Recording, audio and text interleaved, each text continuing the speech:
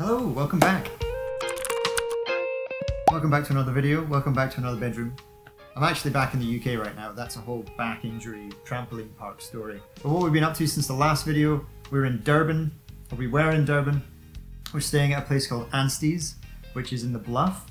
Very cool spot owned by the Palm Booms, a very successful surf family. It's a very cool spot. There's the bluff right outside, which is surfable if you're super into like show break barrels and potentially snapping a board. I didn't surf there. I think a couple of the guys attempted it, but majority of where we surfed was down by the pier, North Pier, which is sort of in town, more in Durban. Great spot, pretty much a wave pool is the best way that I can describe it. Constant waves, easy channel to paddle straight back out again. And what I've noticed in South Africa since surfing here for 10 weeks is everyone's really nice. And I don't know if it's a British thing, but you paddle out and everyone's like saying hi and where are you from? Because obviously I guess they're local and they know who's who. So if some random people show up and paddle out, they're going to be like, you're clearly here on holiday. Whereas in the UK, you say hi to someone and they're just like, they'll just stare straight through you like you don't exist. I don't know why. I quite like having people nice to me in the water. I'm going to try and bring it back here. Whenever I see someone, I'll say hi and see what happens. I'll report back. I wanted to bring up the food though that we've had in South Africa. I feel like we've not really touched on that at all. And also, when Ticket to Ride do these trips, food isn't really a thing because it's all about surfing. But my God, the food in South Africa is amazing. You don't have to be a carnivore, although being a carnivore is a plus. Biltong's amazing. The curry once we got to Durban is amazing because there's an Indian influence here. Bunny chow. Look up a bunny chow. Google bunny chow and try some. Make one at home. It's amazing. But even in the backpackers that we've stayed at, Island Vibe comes to mind. Heidi's where we are right now. She's such a good cook. And Coffee Bay had really good food as well. Yeah, the backpackers, the food, and also the price of the food has just been so good. While we've been in Durban though, we've visited certain surf shops. We've gone to a few outlet stores, but the main one that we've gone to is called Surf HQ, which is kind of in the corner of this industrial estate, just around the corner from Smth Shapes and Spider Murphy Safari surfboards. But Surf HQ kind of just has everything you need. The guys have kind of bought travel bags because they need travel bags now that they have like 7 boards each.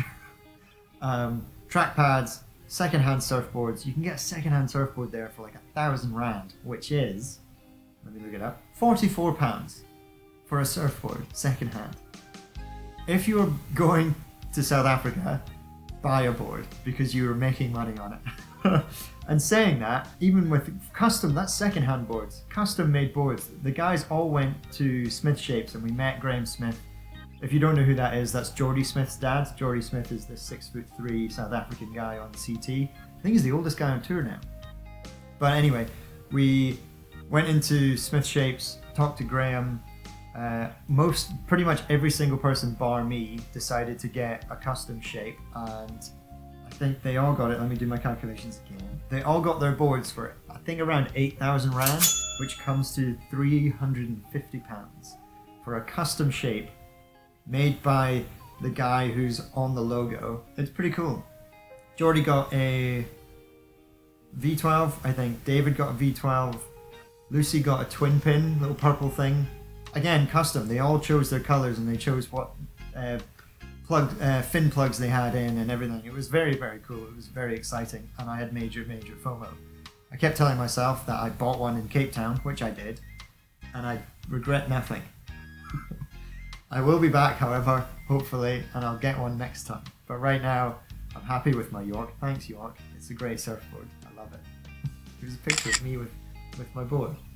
But who else got one? Jimmy got 2, David got 1, Geordie got 1, Lucy got 1, Marion got 1, Anais got 1, and I think Donna, Leo, and Katie all got Spider Murphy Safari boards.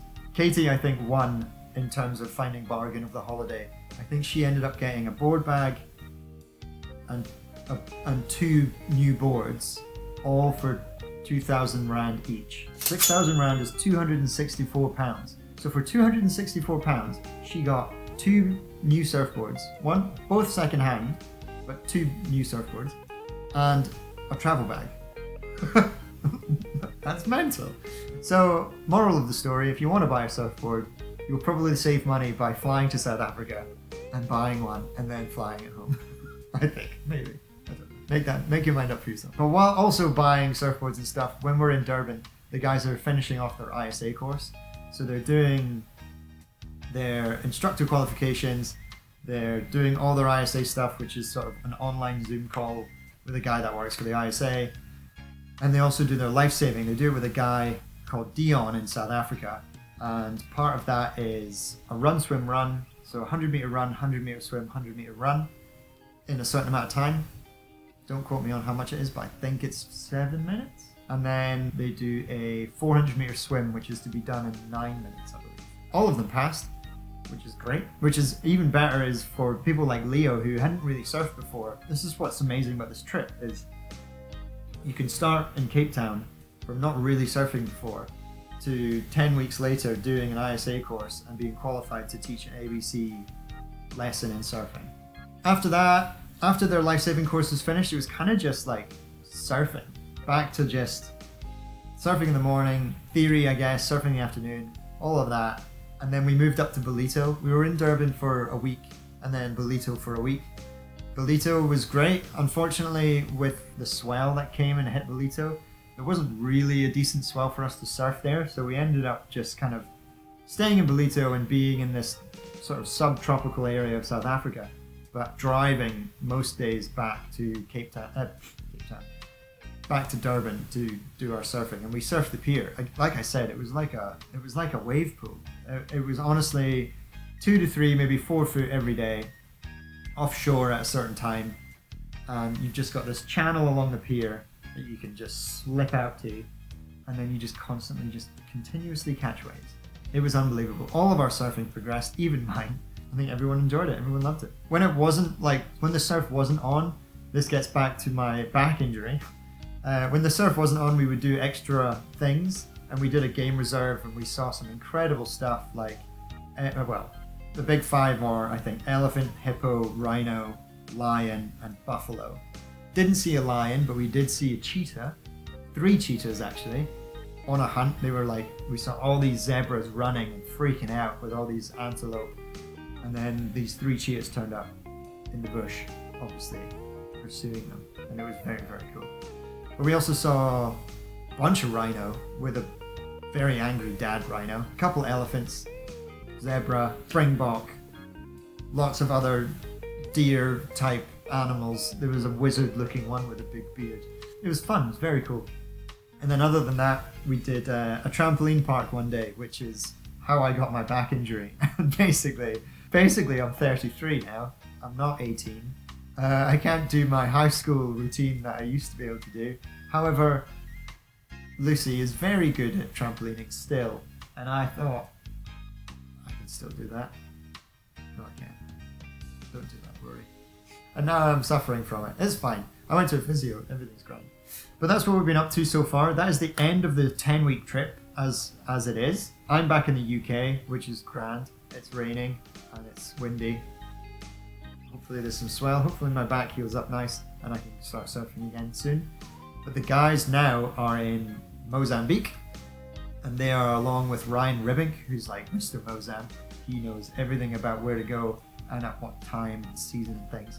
So they're in Mozambique for 3 weeks doing a surf trip. Jordy and David are hosting that one again, so they've gone up with them.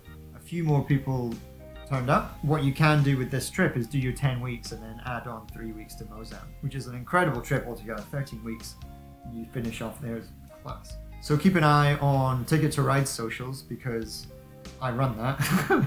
And also David and Jordy will be on the stories and things, and hopefully they'll be posting stuff so you can see what goes on in Mozambique as well. Unfortunately, I'm not there to do another one of these rider diaries. That would have been cool. Maybe in the future. But if not, I hope you've had a wonderful day, and I'll see you soon.